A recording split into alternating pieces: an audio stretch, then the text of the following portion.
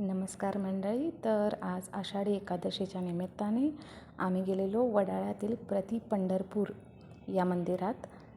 हे मंदिर मुंबईतील एका प्रसिद्ध अशा ठिकाणी आहे वडाळ्यामध्ये. वडाळा विठोबा मंदिर हे स्थान प्रति पंढरपूर म्हणून प्रसिद्ध आहे. महाराष्ट्र राज्यातील मुंबई शहरातील वडाळा या उपनगरात हे मंदिर आहे.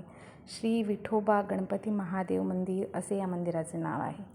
याचा इतिहास असा की 400 वर्षांचा जुना इतिहास या मंदिराला आहे.